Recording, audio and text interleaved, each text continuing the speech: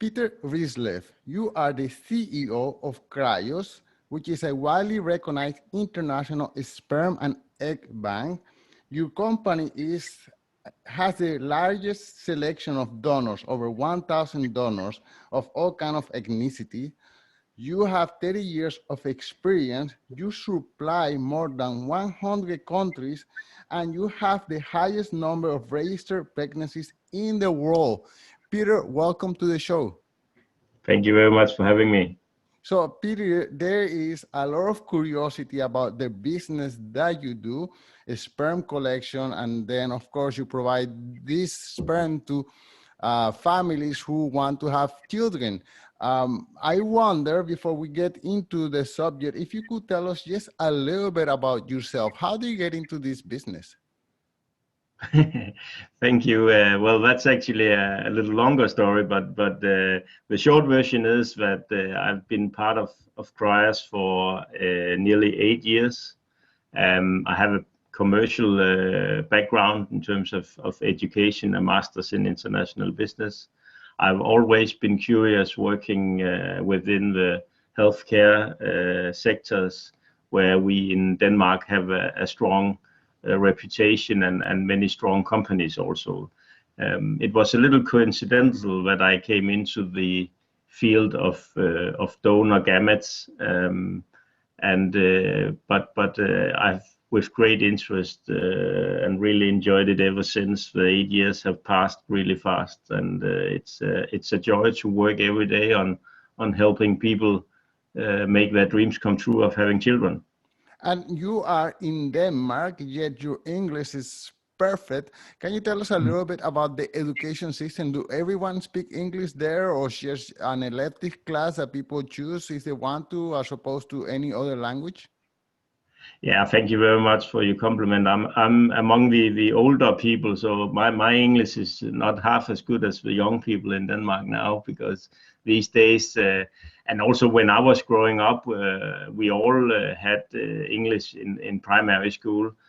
We are a small country of 5.5 million people in Denmark, so we have to obviously learn other languages. But in general, education and also higher education in Denmark is paid by the government or by the state. So we have a strong educational system where many people also have higher education. Wow, this is such a big privilege, because as you know, in the United States, education is not free, and students go through a lot of difficulty to pay their education. They get into huge debts of hundreds of thousands of dollars that they had to carry over for many years. And in a way, it's one of the things that prevent them from having kids, because they have to just worry about paying these debts, and they cannot just focus on starting a family.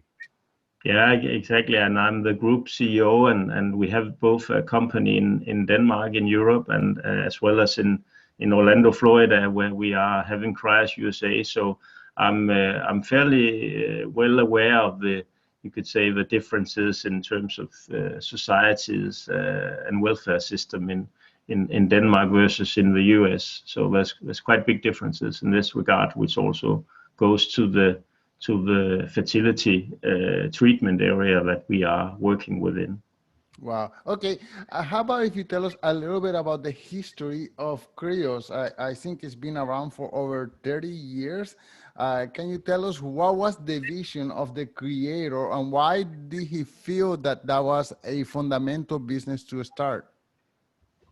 Yes, it all started actually, as you mentioned in your intro, more than 30 years ago now, where our founder of Cryos, Cryoglisco, he had a strange dream about frozen sperm cells, and he was quite well aware that it was an awkward type of dream, but anyhow it got him curious to go to the state library and get all the material and research that existed within biology, of human biology, and the cells in our bodies, and how to freeze and thaw cells, and therefore he started to really do his own research and study for years, and eventually he then established Cryos as a service to men that were to undergo, for instance, cancer treatment,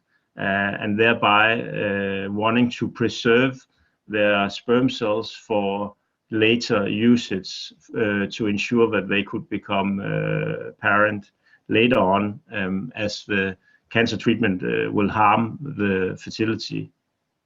Wow. Okay. And can you tell us a little bit about the science? I mean, how is it that a sperm can be frozen? Is it actually frozen? Because whenever I freeze something in my refrigerator, when it's defrozen, it's never in the first original state. So, and I don't understand the science, and I'm sure many of my listeners don't know what exactly is going on when a living thing, which is a sperm, is frozen. Yeah, no, that's understandable, and it's true that you can't keep everything forever in your fridge or in your freezer, because the freezing temperature there is actually fairly low compared to what we are freezing the sperm cells in, because we are using liquid nitrogen, which has a temperature of minus 196 degrees. And there's biologically what is called a glass ceiling around minus 100. So it means that the cells are completely still, and no activity whatsoever is taking place. And therefore we can actually, by that method, freeze or keep the sperm cells frozen for, there's no time limit to it actually. Wow. And how about the donors? I have read several. Yeah, what can you tell us about the donor? What's the age, range? What's the motivation? Where do they come from? Yeah, since we are located in Denmark, in different cities in the country, as well as in the US, our donors predominantly come from US and Denmark. But since it's an international world we're living in, we also have different nationalities of men that live in Denmark, live and work in Denmark, or study, or likewise in Orlando in Florida, where we're also based. And the motivation for the men is a combination of altruism, meaning they would like to help other people in having children. And then there's also an element of financial compensation, where they also have a economic incentive to help. And the financial compensation, is that public information? Yes, there's in the US it's a maximum of $100 per donation, and it's actually based out of what we use in Denmark. Since in Denmark it's by law decided that that's approximately the maximum we can pay out on each donation. And it's called compensation for a reason, because you shouldn't trade and pay for gametes. So that's why they by law call it compensation for the donors, you could say, time and effort involved. Okay, so I'm a man, I can understand quite simply what's the process of getting a sperm out of my body. But Yeah. how about for the woman? What's the procedure to get eggs out of their body? Yeah, that's more complicated, obviously, and it's a whole other thing than compared to a male donation. So therefore, the women, they undergo some hormone stimulation, and then there's a procedure where the doctor will by a needle subtract the eggs from the woman, and therefore also the compensation levels are somewhat different in Denmark. Again, by law, it's decided to be maximum about €1,000 or let's say maybe $1,200. In the US, it's more liberal. It's not regulated by law, so it's more regulated by the market forces, you might say, and there the compensation is between $5,000 to even $10,000. I've seen some clinics are paying. Wow, amazing. I have read several articles that portray the Nordic countries as leaders in the sperm distribution globally. What makes the Nordic countries such a leader? I mean, it's something that can be done in any other European country or in the States or even in Canada, but I continue hearing again and again that it's the Nordic countries that are leaders in this industry. Do you know why? Yeah, I know why, and it's not the Nordic countries, it's actually Denmark, because Denmark is the only net exporter of donor sperm.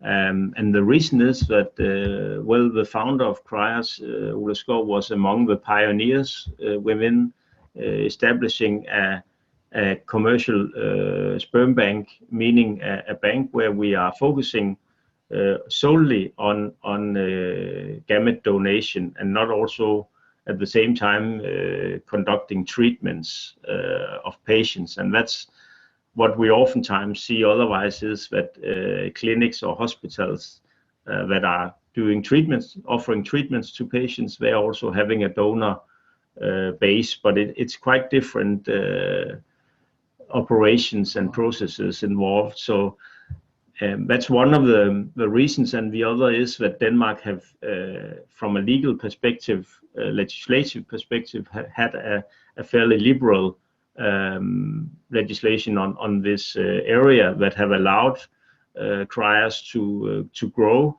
And finally, not least or most importantly, that the Danish men have been willing to donate and help others to have children. And that's probably the most important, because we are used to sharing in Denmark, where we have the highest taxation system in the world. And as I mentioned, we have therefore also free education, free access to healthcare. And that also allows the fertility treatment to grow, and therefore also for cryos to grow and supply donor gametes. Wow. And I went to your website and I see that clients can have a picture of a profile of a donor. They can see their ethnicity, they can see even their handwriting, or a lot of information about the person who is donating the sperm. Do you know if there are certain desired characteristics for the donor? For example, I can easily imagine a client preferring someone tall rather than short, or maybe I can see them desiring someone who is not an alcohol drinker. But this is just my imagination. Do you know if there are certain desired characteristics that are more desired than others? Yes, we know, because we make questionnaires where we know from our clients what is the most important factors when choosing a sperm donor, and we know that the top three is most importantly that they can match the donor in themselves, or if it's a heterosexual couple, they can match the donor in the social father, meaning they look for physical characteristics where the donor will then match either the woman or the social father. Secondly, they look for the health history of the donor and the donor's family. And then third is that there's pictures of the donor as a child, or even as an adult, real-time photos. And that links, of course, to the first one as well, where they want to try to find a donor where it's actually looking or resembling themselves by, for instance, hair color, eye color, height, etc. Nice. And is there an average range of age for the donors? Maybe I imagine maybe they are in the early to mid 20s. Yeah. Is that fair to say? Yeah, that's fair to say. Our average for what we call non-ID release is 25, and for the ID release donors, it's about 27, 28 Wow, years that's of age. and so okay. So let's say that I am interested and I see through your catalog and I find someone's profile that I like. What's the process then? The process is that you log into the site. We have free access, so no pay toll, you could say, or pay fee to enter.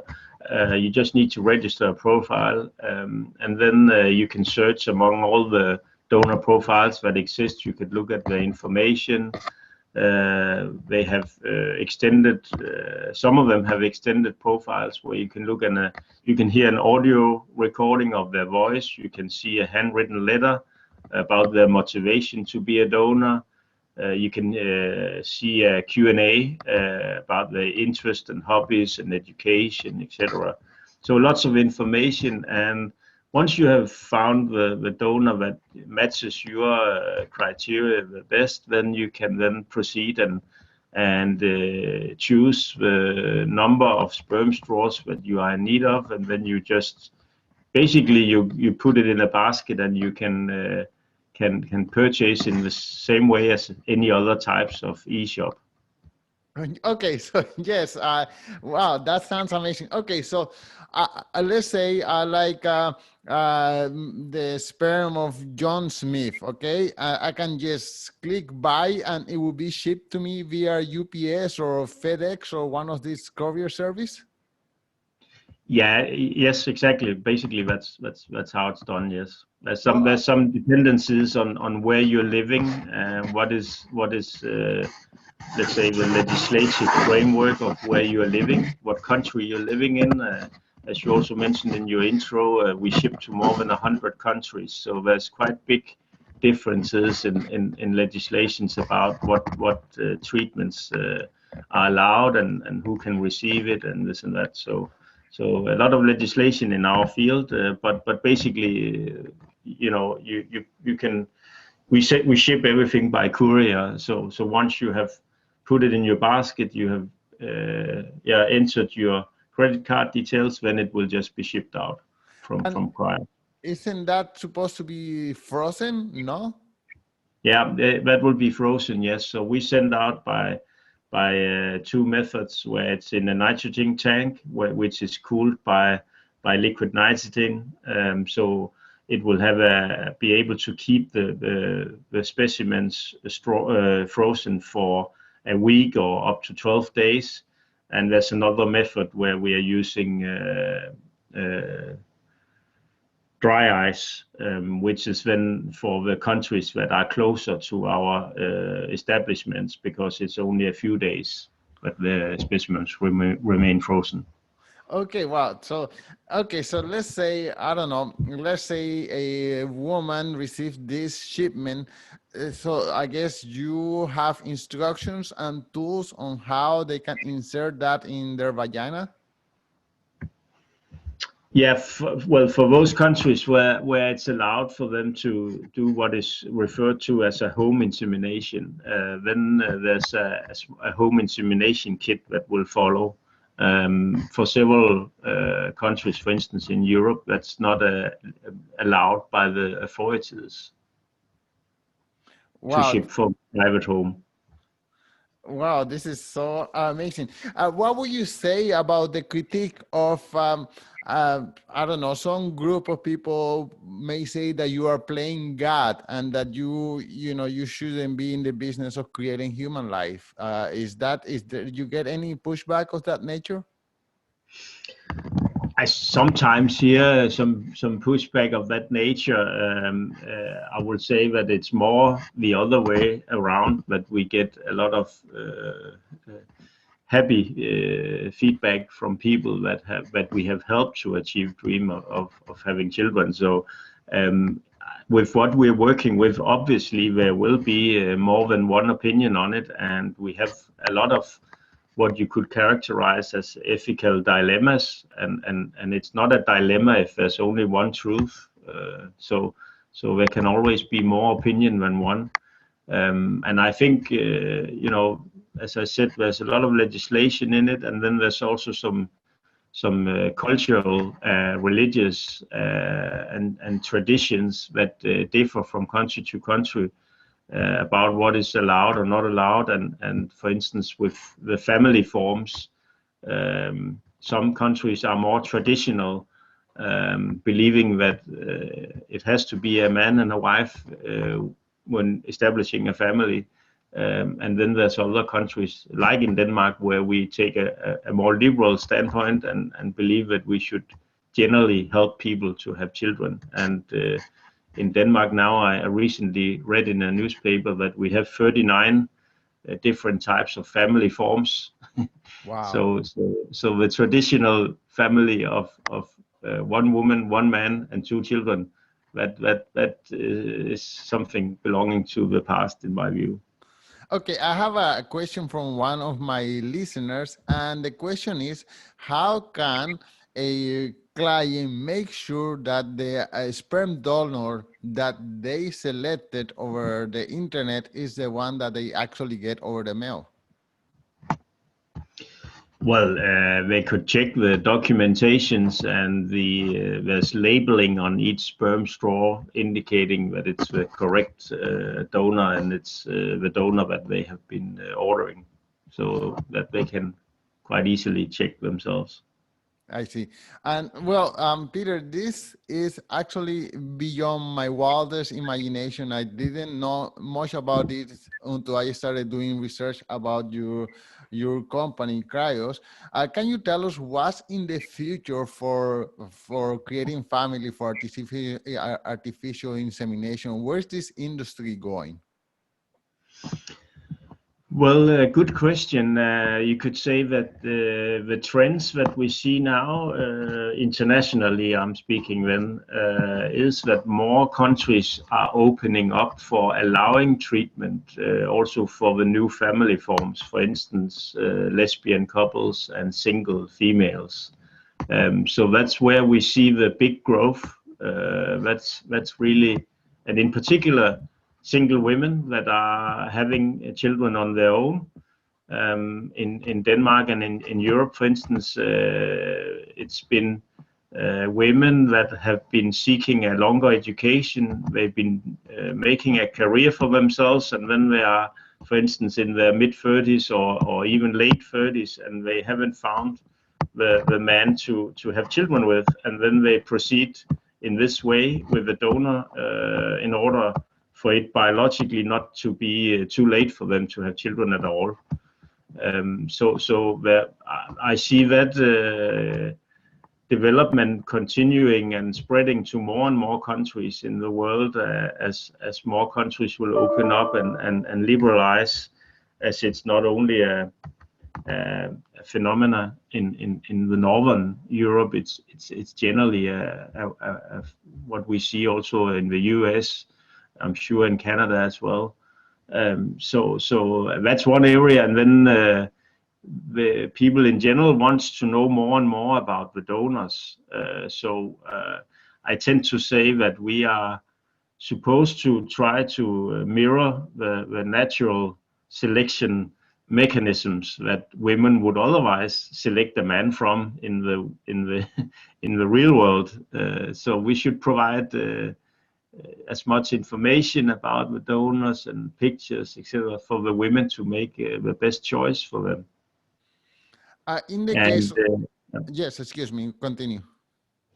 no, then I just wanted to say, and then the last area of developments would be technological advancements, where, for instance, genetically new technologies arise, where you can match women to the donor and thereby seek to avoid serious hereditary illnesses in the child. Wow, that's amazing. In the But case, calling it God, I don't appreciate the sound of that, and I don't at all agree to that we are playing God at all, because we are just trying to mirror, as I mentioned, the selection mechanisms that the women are anyhow using in the real world. So I don't see that we are playing God in any way. okay.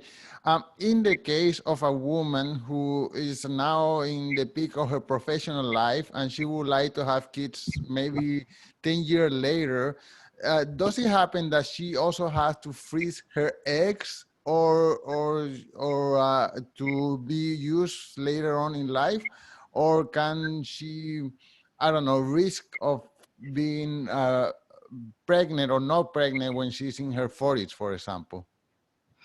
Well, we know that women are born with the number of eggs they have when they are born.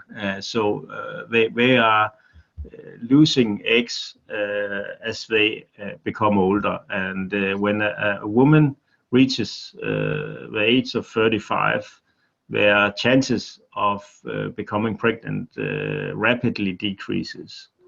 And that's why there could be a reason to freeze your eggs when you are younger, for instance, in the 20s, but know that you would like to wait having children until you get older. That's could be like a safety precaution. It doesn't mean that you would then necessarily have to undergo fertility treatment, because if you meet a man and you are able to naturally become pregnant, then everything is fine. But it could be seen as a potential safety mechanisms to make sure at least that you have some good healthy eggs in storage for later usage. So it's an option, but I would recommend both women and men instead to have children at a younger age than what we do today. In Denmark, the average age of the first born child of women is 29 today, and that is the main problem when it comes to infertility and involuntarily childlessness. That's that we wait too long in becoming parents. And our biology is in a way so that we should have children in the very early 20s, but the way we're living our lives make that somewhat difficult. That's really what we should inform the youth about, that it's better to have children at a younger age. Wow, yes. I imagine you and your staff get a lot of pleasure whenever you get photos of the born babies that you guys are providing. Absolutely, that's the greatest reward of going to work every day. Absolutely. Okay, well, Peter, the last question, of course, is please tell us one more time the name of the company and where can listeners find more information in case they are interested in having a baby. Absolutely. Our company is named Cryos International, and you can have a look at cryosinternational.com, where there's both information if you're based in Europe or if you're based in Canada and the US. So there's plenty of information. And I also want to mention that Cryos have established a site called All About Fertility, which is in collaboration with scientists from both the US and internationally, where it's experts within different topics of fertility that have written articles and provide information that is absolutely free of charge, and it's scientifically validated information. So it's a non-commercial site, and there's also a peer-to-peer chat forum where men can interact with each other anonymously, and women can do the same. So I would just wanted to mention that if someone seeking, wanting to also meet others that are maybe in a similar situation, there's a chance on All About Fertility. Okay, everything will be in the show notes. Peter, thank you so much for your time. This has been illuminating conversation for me. I'm sure some of my listeners will love it as well. Elaine, thank you very much for your interest, and no hesitation getting back to me if you need some elaborations. Thank you. Goodbye, Peter. Thank you. Bye bye.